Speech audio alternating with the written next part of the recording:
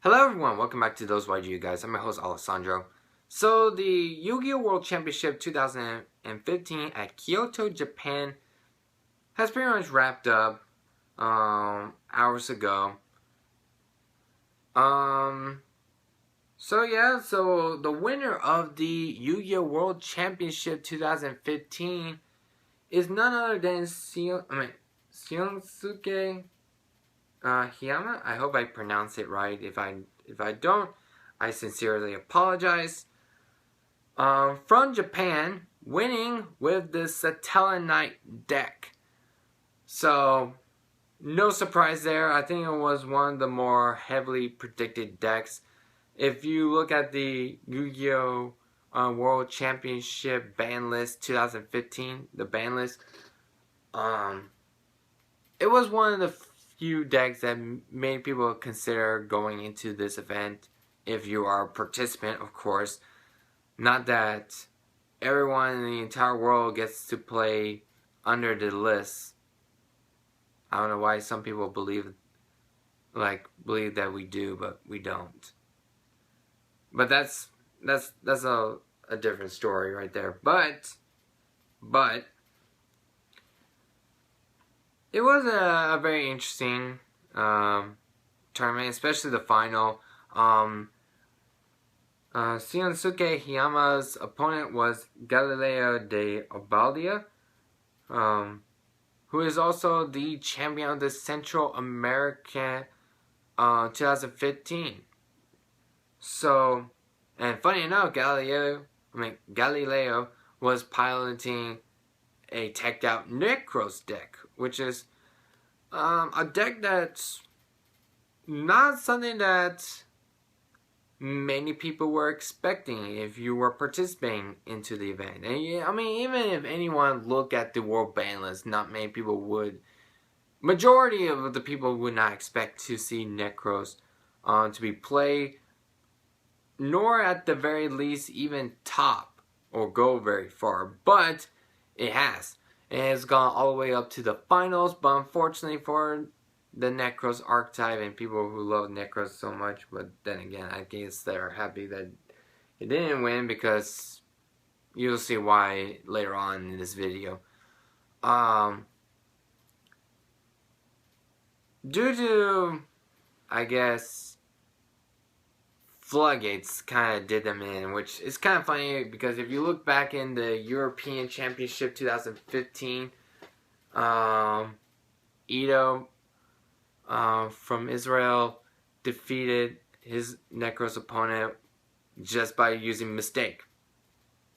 Flip a mistake and the Necros player has like a bunch of search cards.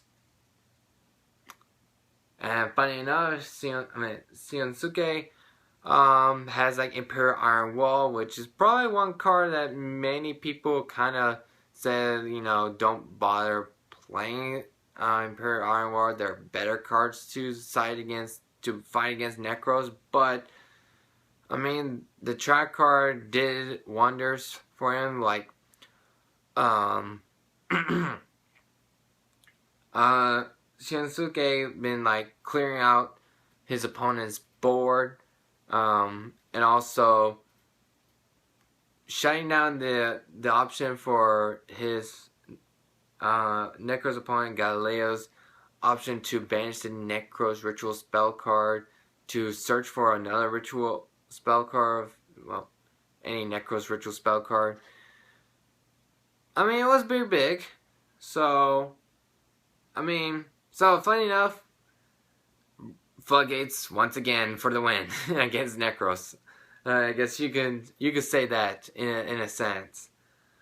But it was a very interesting tournament. I did not watch the whole live stream. I watched some duels. I mean, it was on like a very awkward time, and I didn't watch most of it because I was sleeping. Well, let's be honest. It was something that you could really do much about it. So, yeah. So very interesting notes about the World Championship tournament. Let's start off with one feature matchup was Harpies versus Cliffords. Now, technically, you would expect Harpies to beat Cliffords easily, but funny enough, Cliffords 2-0 Harpies like that. So, I guess you have to expect the unexpected in some ways, shape, or form. Not what we all expected, though. Then let's see. Then we have Ito, who was playing Mask Heroes, and he teched it out with some pretty interesting tech cards like Kinetic Soldier and Mystic Tomatoes, two very old school cards. Like for players that play since the beginning of the game or so, like I remember back when I first started playing the game, and I remember when in the early days I was playing the game, like Mystic Tomato and Kinetic Soldier were like very old school cards that it was like very nostalgia feeling in that sense. So very cool to see those cards make an appearance in a world's premiere stage. So it's pretty cool. Then let's see what else is there. Necros. Not only just Galileo, but also a few of the Japanese players were playing Necros, and they teched it out. For Galileo, he was playing with Hands, also with Ghost, Ogre, Snow Rabbit, and of course, I think maybe even Denko, Seka, I don't know exactly. But the other Necros players from Japan, like they took out cards like Gishki Chain. Sorry, I'm a little bit stuttering. And like Hero Challenger Assault Blade. I think that's the right name of the card. But you get the idea. So very interesting. Very interesting to see Necros make an appearance. Just to correct many people that Necros are very incapable of competing against in the decks at the World Championship Tournament. So now let's divert the attention to how I feel about the tradition of the World Championship ways. Now, most of the time, when a deck wins the World Championship Tournament, they usually get hit. And this is, like, ever since we split off from the OCG and we kind of have our own format, and OCG has theirs, like, Konami have made sure that both OCG and TCG are just two separate format like play styles and stuff.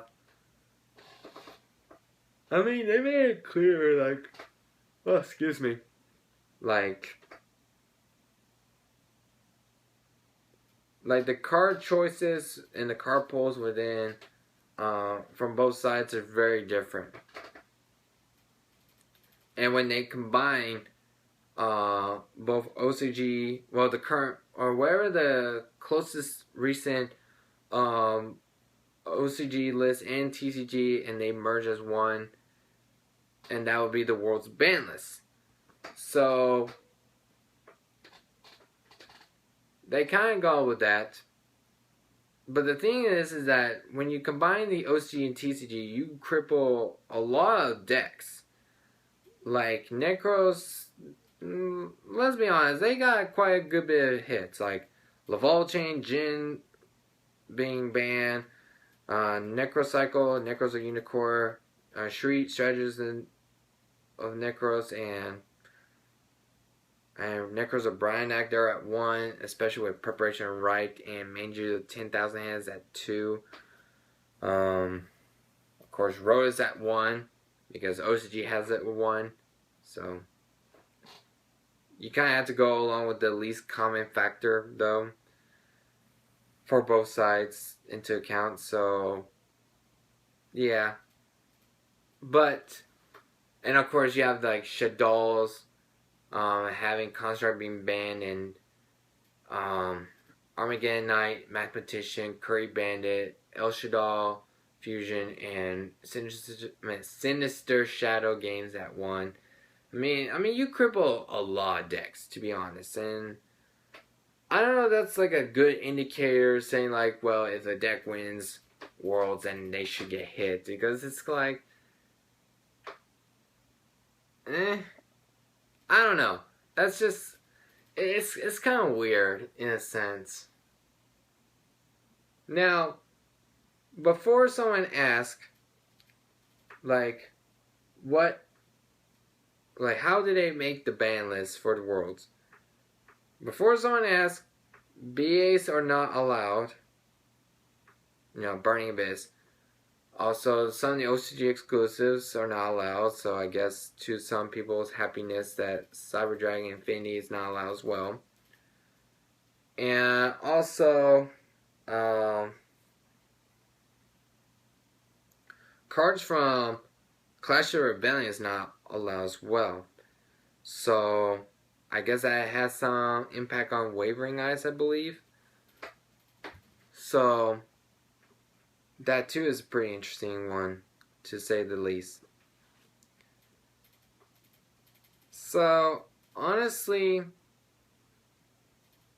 when Satellarknights have won Worlds, people were flipping out today like, well, Rhoda's gonna get hit, even though Rhoda was already at 1 to begin with of the Worlds list, so I don't know if putting it to 1 will do a whole lot, to be honest.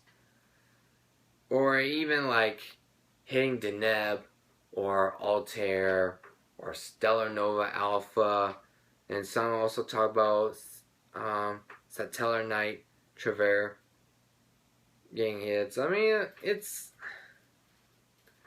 and also a lot of people say like Call On getting hit or Oasis of Dragon Soul. I mean, it was a big mess. Honestly, I don't really see the deck like that humongous problematic. I mean, do I want it to get hit? Yeah, in a sense. I mean, not in the sense how I wanted to get hit, for it to finally get the attention to get hit, because I mean, it was doing well in regionals, and I think if I remember it correctly, they won the UK nationals. Yeah, I mean, it was there. I mean, it was not like it's not like a dominant deck in both OCG or TCG. It was just, it's there. I don't know. I mean, the only card I could say that needs to get hit, which is for obvious reason, was like Satellarknight. Not Satellarknight. I mean, Stellarknight Trevor, the rank 4 XE monster from the new Challenger set. Because it has like 3 good effects. I mean, when it's XE summon, you get to bounce every single card on the field back to the owner's hand. So if you have another Trevor on the field, so you could pretty much make a loop sense. So it was reset your Call to Haunted, Oasis, your Floodgates, stuff like that. Detach an XC material, you select 1 random card from your opponent's hand and discard it. And then if it dies and it has an XC's material, you get special ones Tellarknight monster from your graveyard to your side field. I mean, those 3 effects are very good. A bit good. I mean, if you want to apply the logic with Sacrifice, where Sacrifice has like 4 good effects, I mean, you can say the same the same for, I guess, for anything. Like, I guess Trevor will fall into that category, so I don't know. But I felt like at least for the TCG Konami, like, I know they have a tendency to go crazy if something wins Worlds, they hit hard. Say, for example, Infernities, which I'm still a little bit bitter on that one, but that's besides the point. I feel like they should focus a little bit more on their nationals, which occurs in the TCG more so, because I think those are a bit more solid indicators, because let's be honest, I mean, Konami knows for sure that OCG and TCG are just two separate format and play styles. I mean, you cannot really focus on Worlds and say that this is how it's going to be, because let's be honest, it's like a 5-round Swiss. Then you got the quarterfinal, semifinal, and final. So at the max, if you go all the way to final, that's like 8 rounds. But if you have not like gone to like top 8, 5 is probably the most, but that's besides the point. I mean, I can see why people kind of say, like, you know, does Worlds matter or it doesn't matter? And some people most of them consider it kind of doesn't matter, because of the fact that they have their own ban list that nobody else plays under, which, I don't know. It's kind of a strange thing, and I don't know. When it comes to Worlds, sometimes I kind of wish we were under having like, we were like in the back in the days where we have TCG and OCG were like pretty much at the same list. I guess the only thing that stands out differently is like the exclusives for both OCG and TCG exclusives. But that's a different story. But most of the time, I mean, they hit what's really problematic and stuff like that, which I guess that's a good thing in a sense. But when we have like OCG and TCG splitting off, then it's like, and you hit so many decks, like each side has its way of hitting decks, and you just kind of made a deck like that's kind of like on the lower end of the spectrum of competitiveness, now like probably the best deck. So I don't know.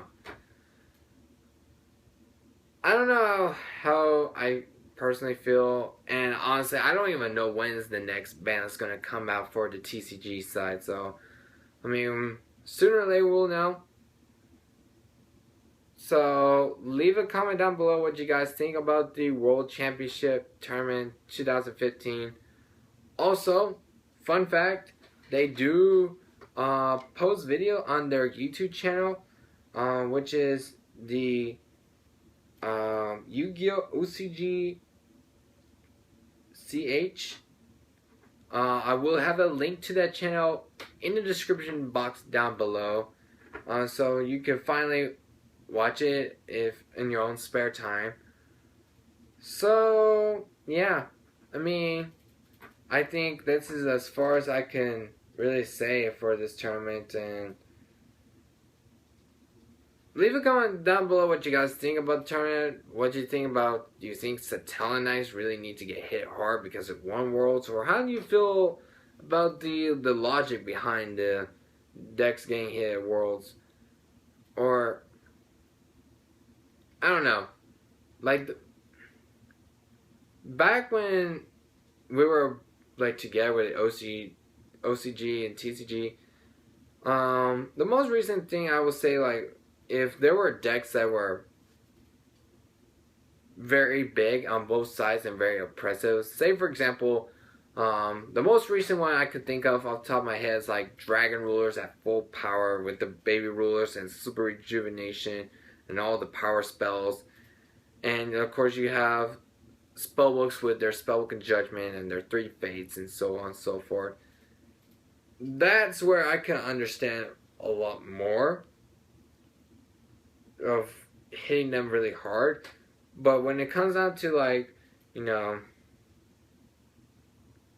something random, like a lower tier, like in TCG, when we consider like a deck that's not the highest of all tiers, but you get the idea. It kind of moved up because how each side had addressed to one another's decks, certain decks that kind of just paved way for a lower tier deck to go boom. So, yeah, I don't know. Definitely am interested to hear your comments down below in the comment section. And yeah, I hope you guys enjoy. Yeah, I'm definitely am interested in reading your comments and hear your feedback. So yeah, I'm Alessandro, your host from Those White You Guys, and I'll see you guys next time. See you later, guys. Bye bye.